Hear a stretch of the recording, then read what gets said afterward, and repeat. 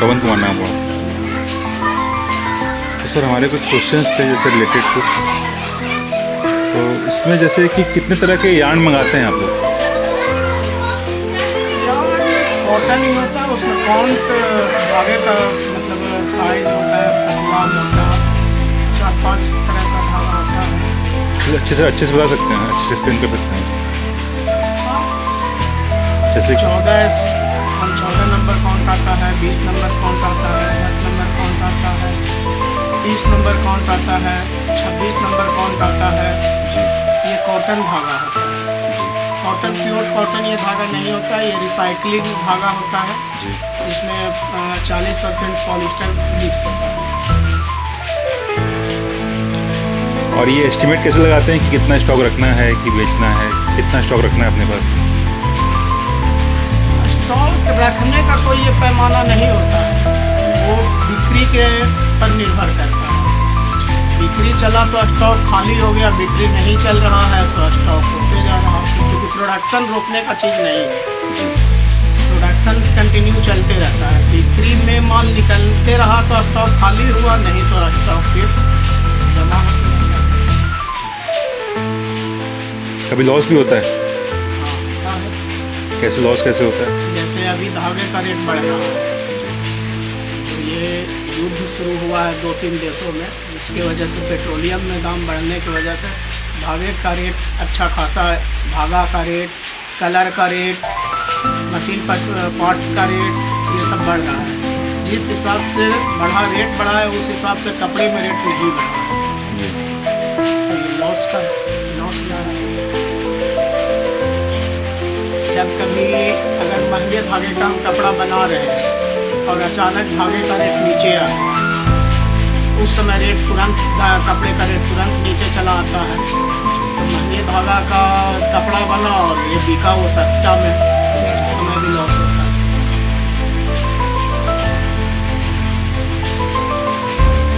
अच्छा, आप जो रिकॉर्ड लिखते हैं अपना, वो सब कुछ रिटन है या ऑनलाइन आज के टाइम पे हो गया? ये अब तो सब कंप्यूटर पर चलता है, बिल वगैरह सब कंप्यूटराइज बनता है। अब सब कंप्यूटराइज हो गया, क्योंकि जीएसटी में सिर्फ रिटेन में रखना बड़ा मुश्किल था। जैसे सप्लाई कहाँ से, माल कहाँ से आता है आपको?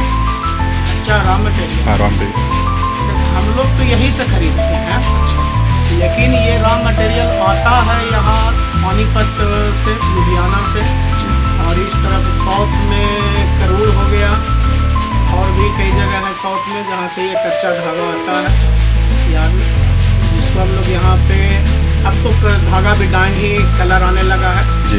तो फिर उसका हम लोग प्रोसेस करके पता। तो धागा आने के बाद आप लोग क्या क्या प्रोसेस, कैसे कैसे क्या क्या चीज़ें करते हैं उसमें? धागा में नीचे स्टार लगाया जाता है जी। फिर उसको बॉबिन पे उतारा जाता है, उसके बाद फिर वार्क क्वालिटी वार्क किया जाता है, तब मशीन पावर लूम मशीन पे आता है। अच्छा, तब कपड़े में क्या क्या बनाते हैं आप? कपड़े में गमछा बनता है, अब मोस्टली गमछा बनता है। अच्छा, बाकी कुछ समय सीजनों में, इस समय जैसे झारखंड उड़ीसा में आदिवासी लोग का ये लगन शुरू होता है, तो वहाँ कुछ उन लोगों के लिए धोती, साड़ी, ये सब कपड़ा भी। क्रेडिट मिल जाता है आप लोगों को? क्रेडिट भी मिलता है और क्रेडिट देना मतलब बेचना भी हम लोग। तो ट्रस्ट कैसे बनाते हैं आप लोग? ट्रस्ट कैसे होता है आप लोगों को? ट्रस्ट का कोई ये पैमाना नहीं है, ऐसा रोजगार है कि जब तक आप क्रेडिट में बेचेंगे नहीं माल आपका बिकेगा नहीं। अच्छा, इसमें हम लोग को पैसा डूबता भी है। अच्छा, क्रेडिट बनाना ये रहा कि कोई जो फर्स्ट पार्टी आया अगर जिसके बारे में हमें जानकारी नहीं है, तो शुरुआती में तो उससे कैश का काम हुआ, मतलब करेंट पेमेंट का। लेकिन करेंट पेमेंट के बाद 2-4 बार वो करेंट पेमेंट करने के बाद मतलब खुद ही ऑफर करता है कि दीजिए माल आएगा। तो बैंक से इंश्योरेंस है आप लोगों के पास? हाँ, लोन रहता है तो उसका इंश्योरेंस मिल जाता है, तो गवर्नमेंट सपोर्ट है मतलब इस मामले में। लेकिन जो लॉस वहाँ जो लॉस जाता है, जो व्यापारी अगर पैसा क्रेडिट पे लिया और वो पैड नहीं लौटाया जी, इसका कोई गवर्नमेंट भी इसमें नेट लॉस।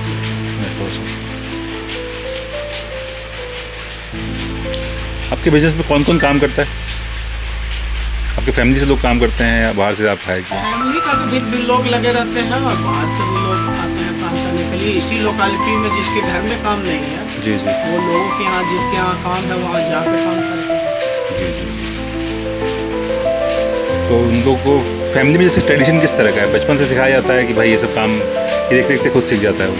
और यहाँ के लोग तो देख के सीख जाते हैं, क्योंकि घर घर का ये काम है।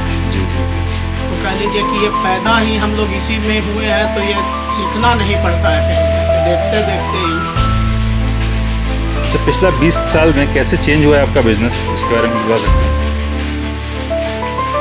बिजनेस ये हुआ है कि कुछ पहले क्या था कि सब मशीनें जो है उस समय कलर वगैरह नहीं होता था यहाँ पे, जी सब अखरा माल बनता था, जिस मतलब कलर माल नहीं बनता था, और प्रोसेसिंग जो है वो सब बाहर होता था। लेकिन अब सारा कलर वगैरह सब फोन से ही आने लगा है, मिल से ही फोन डाइंग आने लगा है। तो यहाँ पे क्वालिटी जो है उसके वजह से अच्छा क्वालिटी बनने लगा है। पावर लूम मशीनों में भी थोड़ा सा ऑटोमेटिक किया गया है, जिससे उसमें खूबसूरती बने, आंचल वगैरह बने, यही सब बदलाव हुआ है। और क्या क्या चैलेंज फेस करते हैं आप लोग इस बिजनेस में? सबसे बड़ा चैलेंज फेस है मार्केटिंग का। तो यहाँ होलसेल, यहाँ के होलसेलर तो हेल्प करते होंगे ना आपकी? माल बनाना आसान है, जी उसको बेचना भी बहुत ज़्यादा मुश्किल नहीं है, लेकिन बेचने के क्रेडिट पे बेचने के बाद वो पैसा सुरक्षित आ जाए, यही सबसे बड़ा रिस्क है। जी।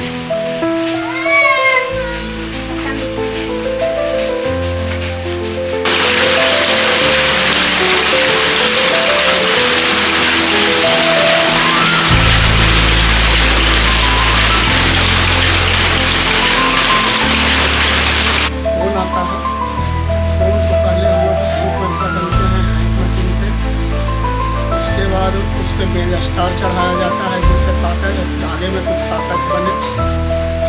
उसके बाद बॉबिन पे लेके उसको वार्पिंग पे वार्प किया जाता है, फिर वो वार्पिंग पे वार्प करके जो बीम बनता है उसे पावर लूम मशीन से लाया जाता है, जिसके बाद कपड़ा तैयार होने के बाद हम लोग उसको फिर इसमें चूँकि हम लोग जो कपड़ा बनाते हैं, ये कपड़ा के बाद बनने के बाद इसमें कोई प्रोसेसिंग नहीं है, इसको सिर्फ फोल्ड करके और हम लोग मार्केट में